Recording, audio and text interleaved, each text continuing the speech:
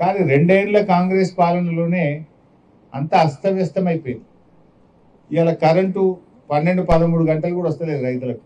సాయంత్రం 4 గంటలకు 5 గంటలకు పోతే పొద్దున 3 గంటలకు వస్తుంది. ఓనాడు 3 అవుతుంది, ఓనాడు 4 అవుతుంది. 12-13 గంటలే, 24 గంటల కరెంటు పోయింది. 12-13 గంటలకే కరెంటు పరిమితమైంది. ఈ ఎరువుల బాధ నా నోటితో చెప్పనవసరం లేదు. ఇదే నంగునూరులో పాపం మన గణేష్ పండుగ సందర్భంగా పండుగ ఇడిచిపెట్టి చెత్తిర్లు పట్టుకొని వర్షంలో తడుచుకుంటూ నంగునూరులో ఎంత పెద్ద లైన్లలో నిలబడ్డారో మనమే చూసినాం రాష్ట్ర వ్యాప్తంగా. ఇప్పుడు యాసంగి పంటకు కూడా ఎరువులు దొరకక రాష్ట్ర వ్యాప్తంగా ఏదో యాపులు మ్యాపులు కార్డులు అని గోసపెడుతున్నారు. కేసీఆర్ గారు ఉండగా యాప్ లేదు, మ్యాప్ లేదు, కార్డు లేదు. ఆటో డ్రైవర్ చెప్తే ఇంటికాడ వేసిపోయింది. ఊళ్ళకే లారీలు పంపితే ఊళ్ళోనే అమాలి లేదు, ఆటో కిరాయి లేదు, కూలి పని పోలేదు. ఎవరి ఊళ్ళో వాళ్ళు ఎరువు బస్తాలు తీసుకునే పరిస్థితి నాడు కేసీఆర్ గారి హయాంలో ఉంది.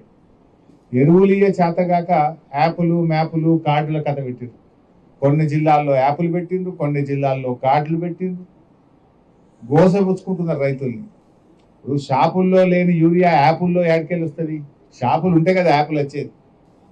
నీ దగ్గర యూరియా లేక అది 3 సార్లు ఇస్తారట. ఆ ఇచ్చే 3 బస్తాలు 2 బస్తాలు అది 3 సార్లు ఇస్తారట. ఇప్పుడు మక్కకు మన ప్రాంతంలో రైతులు 5-6 సంచులు వేస్తారు. ఇవి 3 ఇస్తా 4 ఇస్తా అంటే మరి అడిగిపోవాలి. మిగతా దానికి కోతలు పెడుతున్నారు. ఆ ఇచ్చే 3 సార్లు ఇస్తారట. అంటే ఎన్నిసార్లు అమాలి కిరాయా, ఎన్నిసార్లు ఆటో కిరాయా, ఎన్నిసార్లు దుకాణాల చుట్టూ ఈ కార్డులు పట్టుకొని యాప్ల చుట్టూ మ్యాప్ల చుట్టూ ఆఫీసర్ల చుట్టూ రైతులు తిరగాలి. అంటే రైతుల్ని ఈ ప్రభుత్వం ఆఫీసర్ల చుట్టూ తిప్పుతా ఉంది. రైతుల ఉసురు పోసుకుంటుంది. రైతులను భిక్షగాళ్ళుగా మారుస్తున్నారు మీరు. అంటే నీ యూరియా బస్తాల కోసం ఎన్నిసార్లు తిరగాలి రైతులు?